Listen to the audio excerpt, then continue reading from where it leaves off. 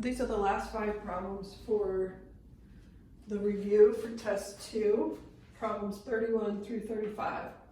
And this video will take a little while because some of these questions are pretty lengthy to answer. So let's look at question 31. It says 2 systems of equations are given below. For each system, choose the best description of its solution. If applicable, give the solution. So system A, we have negative x plus 2y equals negative 6, and x minus 2y equals negative 6. I would add these vertically because they're lined up under each other perfectly, my x's, my y's, and then my constants. So negative x plus x is 0, 2y minus 2y is 0, equals, and this is negative 12. So that simplifies to 0 equals negative 12, which is not true. And so therefore, this one I would say it has no solution. I would check that little bubble or fill that bubble in. It has no solution because 0 does not equal negative 12. All right, let's look at system B. System B, we have x minus 5y equals negative 5, and negative x plus 5y equals 5. So if I add these vertically, I get 0 plus 0 equals 0. Well, 0 does equal 0, that's true. I did not get just a single answer like we're used to getting. So this is what it looks like when we have an infinite number of answers. In other words, if you were to graph these 2 lines, they would be identical, one on top of the other. So how many places do they intersect? An infinite number of places.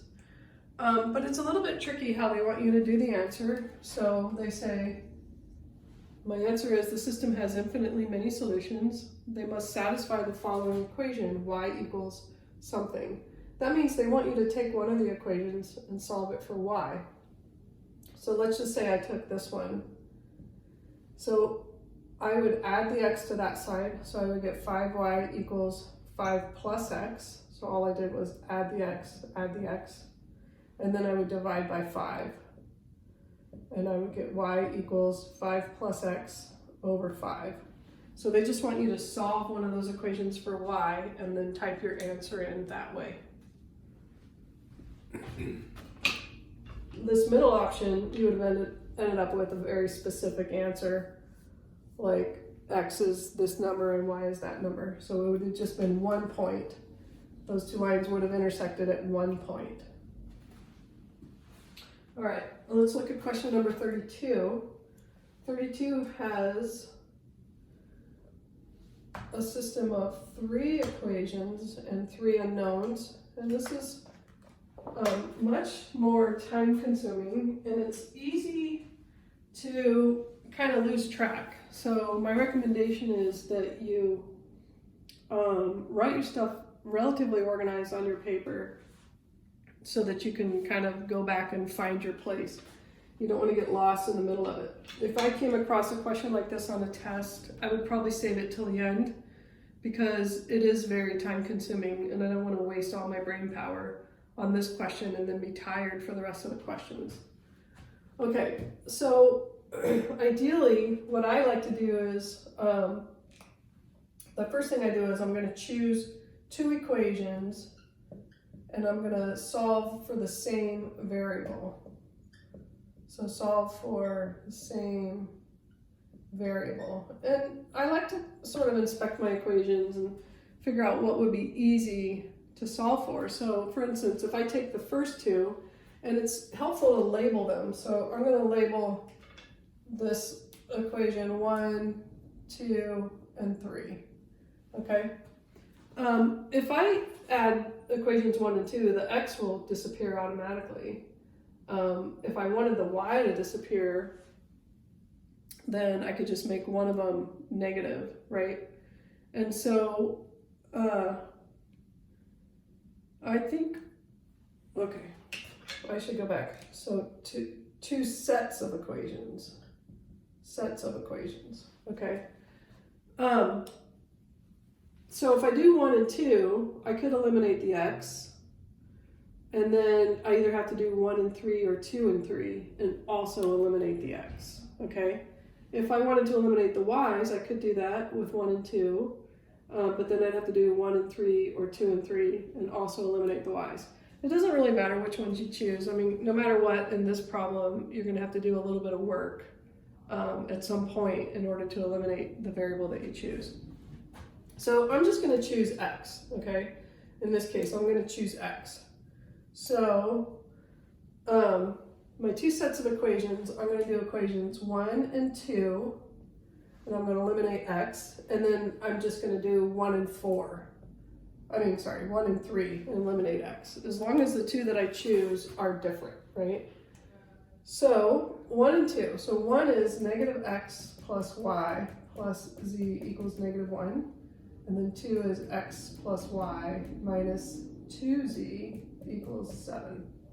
So when I add these up, I want to eliminate the x. Well, the x does go away, so I get 0 plus 2y minus z equals 6. Okay, and I'm going to call this equation 4. All right, then I'm going to choose another pair. So negative x plus y plus z equals negative 1, and 4x minus 2y plus 2z equals negative 4.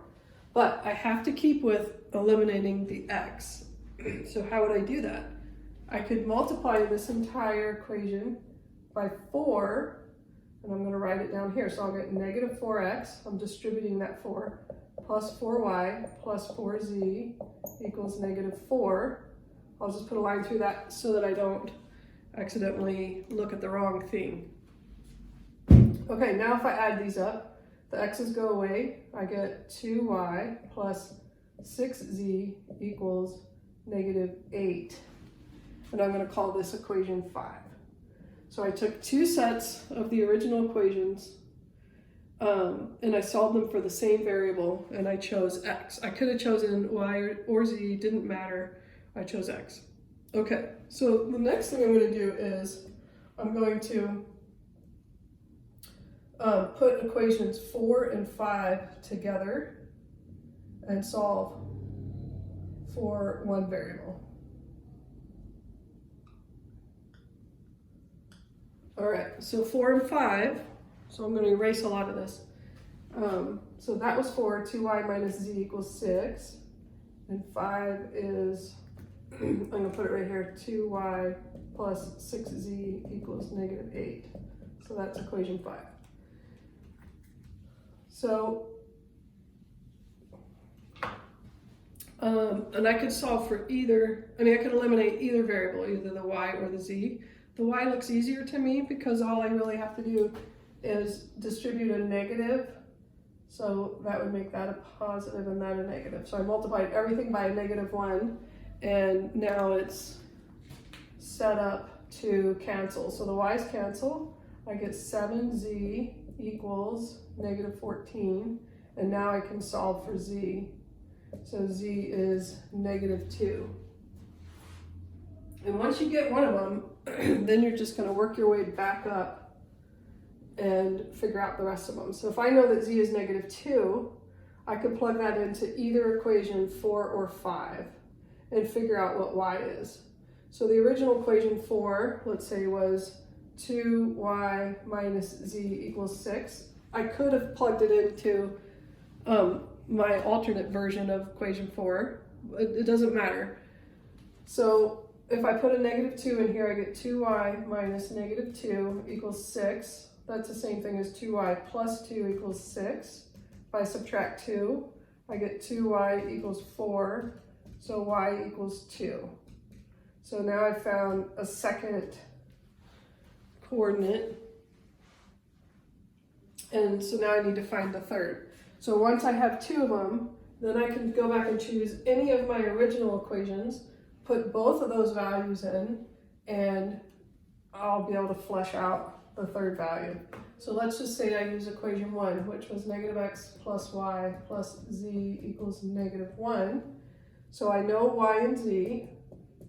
So y is 2, and then plus negative 2 equals negative 1. So 2 minus 2 is 0. So I get negative x equals negative 1, divided by negative 1, I get x equals 1. So now I have all three answers. if I was taking a test, I would test it. I would put all three answers into each of those equations and make sure that it really worked out the way it's supposed to. So my answer has to be in order: X, and then Y, and then Z. So it's called an ordered triple.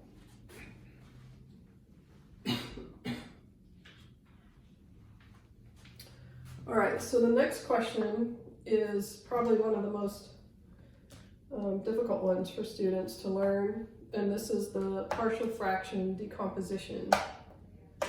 And this particular problem that I got is even more difficult because you have to get your denominator factored before you can really start answering the question. And this is not the best, trinomial to factor. So we'll just start with that. And if you're not very good at this, then you could always use your quadratic formula, set it equal to 0, figure out what those two answers are, and then work your way back and make them linear factors. So if your answers were 2 and 4, then your linear factors would be x minus 2, x minus 4. But this one, because a is not 1, then I would do the AC method. So I would multiply 6 times 6, and I would get 36. So I'm going to do factors of 36, whose difference is 5. So here are all the factors of 36, and this one has a difference of 5. So if I had a positive 9 and a negative 4, I would get a 5x. So I would rewrite this trinomial as a polynomial with 4 terms, right? So these two, if I had combined them, I'd be back to that. And then I would pull out a common factor here. So I get 2x times 3x minus 2. So between these two terms, I pulled out a 2x. And then for these two terms, so these have to be the same. So I would have a 3 there, because 3 times 3x is 9x, 3 times negative 2 is negative 6. And then I'd put these two together, 2x plus 3, and then I'd only write the other one once. So that is the factored form of this denominator, which is not the main part of the problem, but you have to start there. So I have negative 13 over 2x plus 3 times 3x minus 2. And the reason we have to factor it is because we're going to write this as two fractions. One has a 2x plus 3 as the denominator, and the other has a 3x minus 2 as the denominator. And the whole goal of a partial fraction decomposition is to figure out what those original numerators would have been. So those we're going to call A and B. So that's the initial setup. What I'm going to do now is I'm going to clear the fractions. So the nice thing is that you know that this, what you originally factored it as, that is your LCD. So basically, if I wrote 2x plus 3 times 3x minus 2 next to each fraction, 2x plus 3 times 3x minus 2, 2x plus 3 times 3x minus 2, then it's guaranteed I will be able to cancel all my denominators. So here, everything cancels. I'm left with negative 13. Here, the 2x plus 3 cancels. I'm left with a times 3x minus 2. Here, the 3x minus 2 cancels. I'm left with b times 2x plus 3. Okay, so the next step is to distribute so that we don't have parentheses anymore. So this is negative 13 equals, well, it doesn't really matter what order you write this in. So I'm just going to call it 3ax, and then minus 2a, and then plus 2bx, and then plus 3b. Okay, now Alex might teach this to you a different way. I like to use this grouping technique because it works on all of them, regardless of what kind of question it started off as. And so the grouping technique is this. You're basically going to group any term that has an x, so this has an x, this has an x, And if I had an x here, it would be a 0x because there isn't one, okay? And then all the others do not have x's, so they're constants, so they're going to be grouped. And once you do that, you can just put the coefficients together. So if I look at all the underlined green ones, I'm going to put the 0 on the left side equal to the 3a on the right and the 2b on the right. Okay, so I took the coefficients of all the terms that had x's. And it's okay to insert a 0x because there wasn't an x term over here, so that's the same thing as having 0 over there.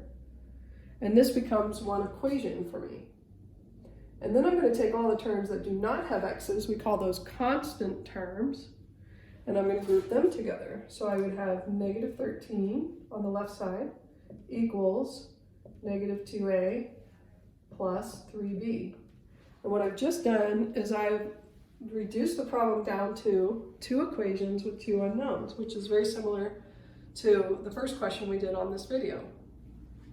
So if I want to figure out what a and b are, then I can either solve one for a or b and use the substitution method, or I can do the addition method. Let's say I want to cancel the a's. Well, if this was a positive 6 and that was a negative 6, those would cancel. Well, how could I make this a positive 6? I can multiply everything by 2. And for this one, I can multiply everything by 3. So notice what happens. So 2 times 0 is 0 equals 2 times 3a is 6a, 2 times 2b is 4b. And here I'm going to multiply by 3. So 3 times negative 13 is negative 39 equals negative 6a plus 9b. And this allows the a's to cancel, so I get negative 39 equals, and then that's 0, then that's 13b. So divide by 13, then b is negative 3. And if b is negative 3, then I can go back into one of these two equations, put a negative 3 in and figure out what a is. So let's say I use that green equation. So I would have 0 equals 3a plus 2 times negative 3. So 0 equals 3a minus 6. Add the 6. 6 equals 3a. Divide by 3, a equals 2. So I've just figured out my a and my b. And the way I write my answer is I go back to what I had originally written. The a was over the 2x plus 3. So I have to have the 2 over the 2x plus 3. The b was over the 3x minus 2. So I have negative 3 over 3x minus 2. And this is my answer for that partial fraction decomposition. Could you write this as minus instead of plus a negative? Yes, you could. All right, so that's also a long one. And I would probably push that to the end as well. All right, so let's move to question 34.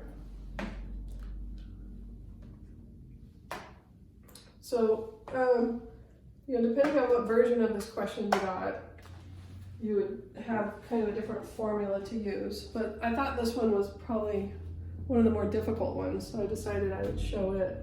So it says the perimeter of a rectangle is 50.4 meters. So if I draw a rectangle, and I've got, this is my width, and this is my length, then I know if the perimeter, which is adding up all the sides, so that's 2 x's plus 2 y's equals 50.4. And then the diagonal is 18. So what do I know about a diagonal? Well, I know that this becomes a right triangle, right? So x squared plus y squared equals 18 squared. So now I have two equations with two unknowns. So if I have two unknowns, I need to have two equations at least in order to figure out those two unknowns. Okay, what is 18 squared? I don't have my calculator, so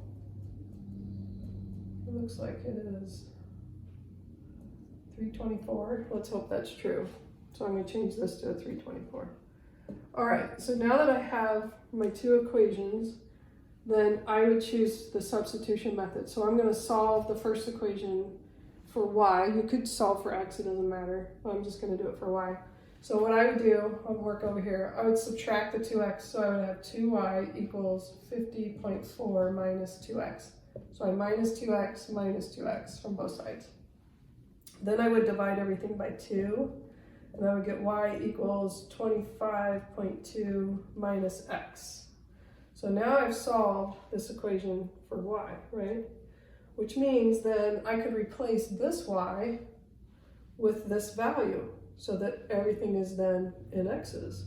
So my new equation would be x squared plus y, which is 25.2 minus x squared, equals 324. And now I have one equation with just one variable, x.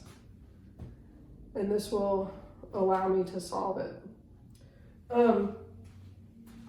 So I did this in my past life. So instead of taking time to figure out all the arithmetic of that, I'm just going to kind of speed through it. So what would I do with this? Well, I would FOIL this squared piece. So I would get x squared plus 25.2 minus x times 25.2 minus x equals 324. So then if I FOIL that, I get x squared plus 25.2 times 25.2 is 635.04. And then I have 25.2 times negative x, so it's minus 25.2x. And then again, minus 25.2x. And then negative x times negative x is plus x squared.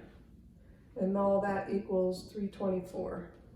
So now I can combine like terms. So I have 2x squared, so 2x squared. Negative 25.2 minus 25.2 is negative 50.4x. Plus 635.04 equals 324. So this is turned into a quadratic equation. In order for me to use my quadratic formula, I would need it set equal to 0. So I'm going to subtract the 324 from both sides. And I will get 2x squared minus 50.4x plus 311.04 equals 0. And then the last thing I would do before I use my quadratic formula, I don't like to have a coefficient in front of the x squared other than 1. I like my a to be 1, so I would just divide everything by 2 and then use that for my quadratic formula. So I'm going to put that over here. So I'll get x squared minus 25.2 x plus 311.04 divided by 2 is 155.52 equals 0.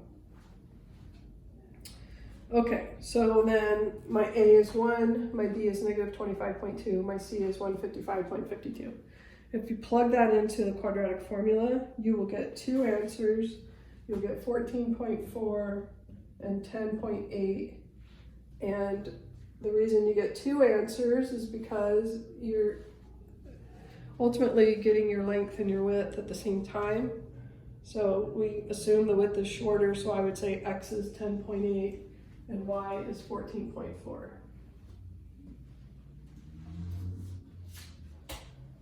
Okay, last problem for this video, well, for the whole review really,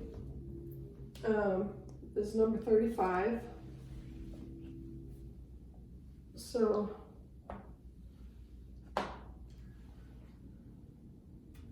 (35) gives me three inequalities and it wants me to graph them on the same graph. So I'm going to use this graph paper so that I can make it a little bit more accurate. Okay, So the first inequality is x is less than -6. My recommendation is you think of it as x equals -6. What would that look like? That would be a vertical line at -6, 1, 2, 3, 4, 5, 6, right? So it's going to go that way. But because it's just less than, there's no equal part, then this is going to be a dotted line. And then you need to figure out what side you shade. So x is less than 6, a lot of you, that's intuitive. -6 would be to the left. And that's true, it is to the left, okay? You could also put a test point in, and a test point would be any space on the graph that's not on the line you just drew. So oftentimes 0, 0 is an easy one to put in. So 0, 0 means x is 0, put that in for x, and the question is 0 less than -6? And the answer is no. So therefore, the 0, 0 is not part of my shaded region. The other side is part of my shaded region. All right, so the next one is y is less than -2x minus 5. So again, I would pretend that it's an equation, just so that you can use your familiar way of graphing. So this is y equals mx plus b. So I'm going to start at -5 on the y-axis. And then my slope is -2 over 1. So I'll go down 2 to the right 1, down 2 to the right 1. Now, the original was just strictly less than. There's no or equal to part. So therefore, that's going to be dotted. And I'll use this to kind of keep my line. There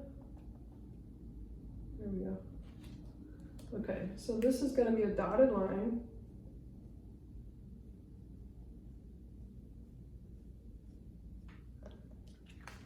Okay, and now I need to know what side to shade. And this is not as intuitive for a lot of people. So I would use a test point. Again, any point that's not on the line you just drew. So I would try 0, 0. So 0, 0 is the point when x is 0 and y is 0. And if I plug zeros in for x's and y's, I would get 0 equals -2 times 0 minus 5. I'm sorry, not equals, I'm going to do less than. So 0 is less than 0 minus 5. 0 is less than -5. Is that true? Is 0 smaller than -5? And the answer is no. So this test point is not in my solution space. That means the other side of the line is in my solution space. So I would shade the other side of the line. All right, and then let's look at the last one. So I have y is greater than or equal to 2x plus 4. So I would first think of it as an equation. So to graph it, I would start at 4 on the y-axis. My slope is 2 over 1, so I'll go up 2 over 1.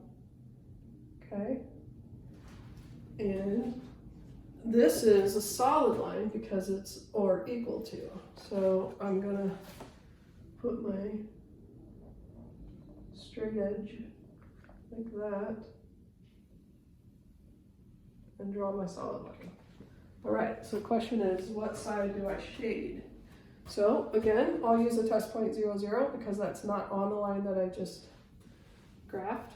And if I put zeros in, I would have 0 equals 2 times 0 plus 4. So 0 equals 0 plus 4. I'm sorry, these are not equals, are they? They're greater than or equal. So 0 is greater than or equal to 4. Is that true? No, 0 is not greater than 4. It's also not equal to 4. So my 0, 0 test point is not in my solution space. So everything on the other side is in my solution space. And that looks like a big mess. But the only part that is the real answer is where I have all 3 colors shaded. So essentially, it becomes everything to the left of the blue line that's also to the left of the red line and the gray line. So not that, not that. I think this one is a little bit trickier than most of the others. as far as that shading part. Oops, I just demolished my green dotted line. Anyways, so notice that it, basically the solution space is kind of cut off here. So it's basically from here to here to here, like that. It's all this stuff in here. And of course that part is dotted. So that's it. I hope that this was helpful, and good luck on your test.